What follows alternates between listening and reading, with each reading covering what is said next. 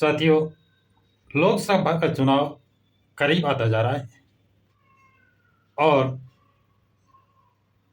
दो गठबंधन बन चुके हैं। एक एनडीए का पहले से था। कांग्रेस के नेतृत्व में दूसरा गठबंधन जो तैयार हो रहा है वह है, उसका नाम है INDIA इंडिया।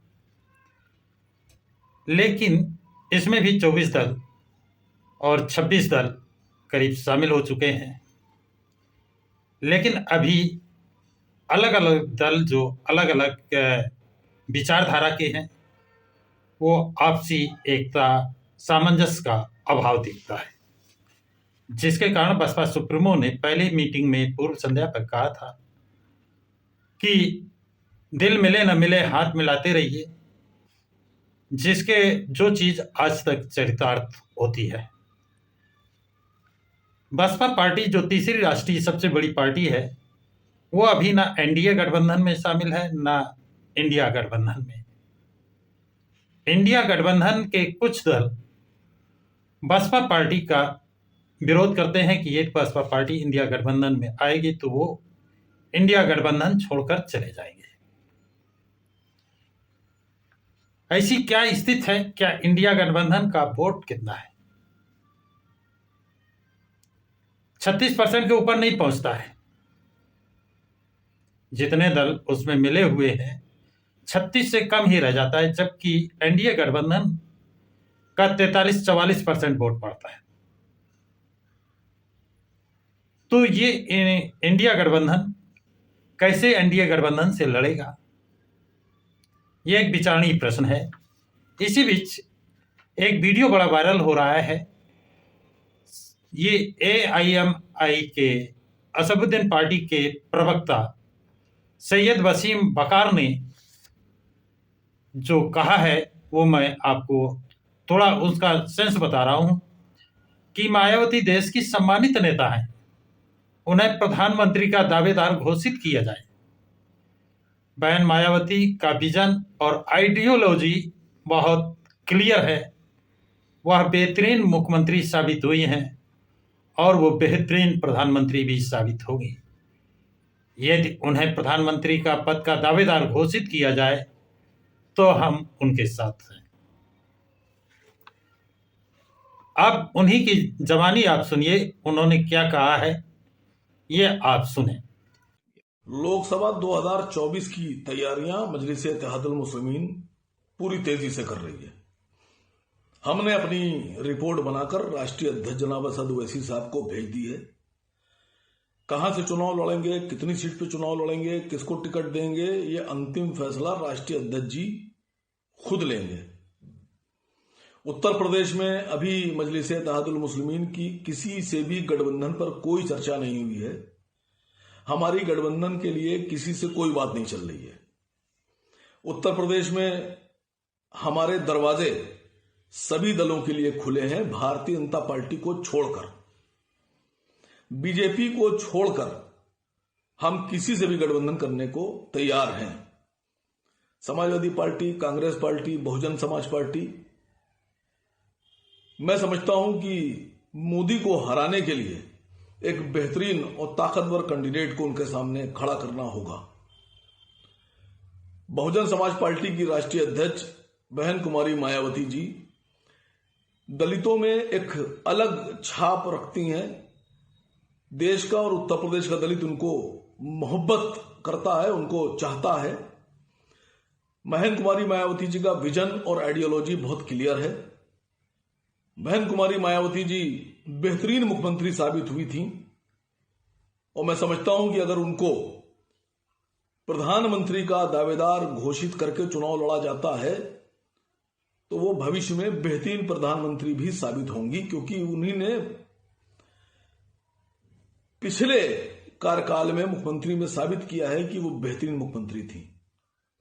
मजलिस इत्तेहादुल मुस्लिमीन और हम सब बहन कुमारी मायावती जी का बहुत सम्मान करते हैं।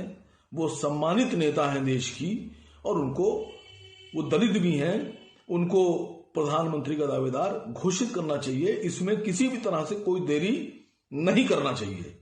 हम उनके साथ हैं। अगर उनको प्रधानमंत्री बनाया जाता है, उनके दावेदारी पेश की जाती है, तो यह देश के लिए भी बेहतर होगा, अल्पसंख्यकों के लिए भी बेहतर होगा, दलितों के लिए बेहतर। तो साथियों, ये वकार साहब का स्टेटमेंट आपने सुना। ये उनका बयान बताता है कि दलित और मुस्लिम एक मंच पर आए, और अगर दलित और मुस्लिम एक मंच पर आते हैं तो उनके संगठन में कोई रोड़ा नहीं बनता है। दलित मुस्लिम दोनों का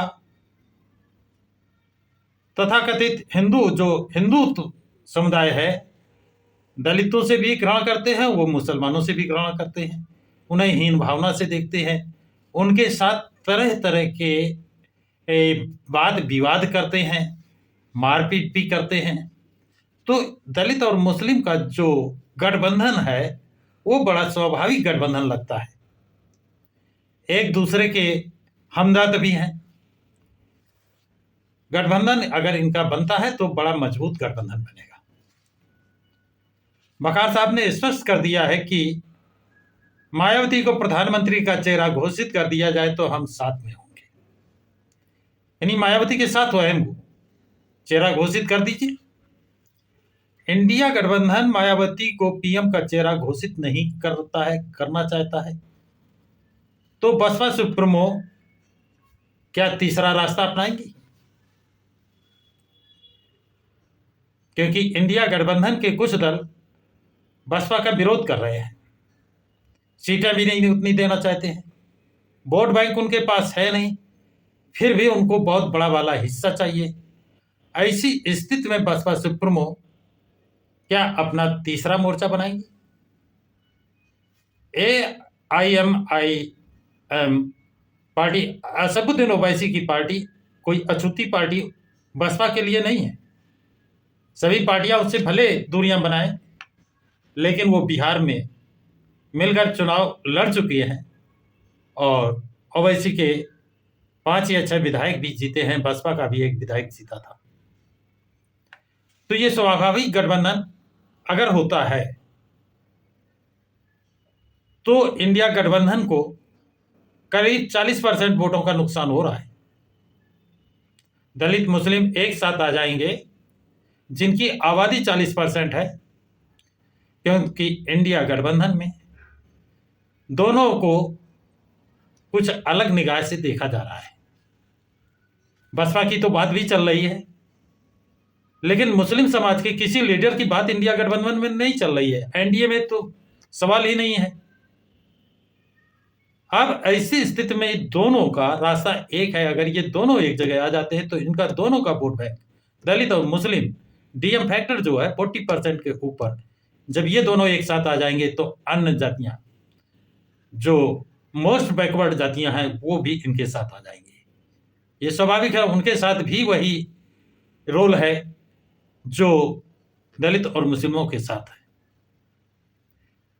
तो ये गठबंधन के सामने इंडिया गठबंधन फेल होता है। दूसरा कि दलित और मुस्लिम ये वोट पूरे भारत में पाया जाता है।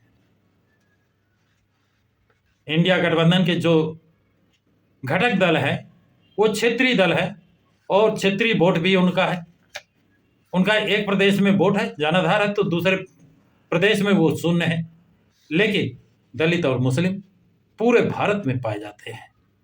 पूरे भारत में ये अपना एक साथ आ गए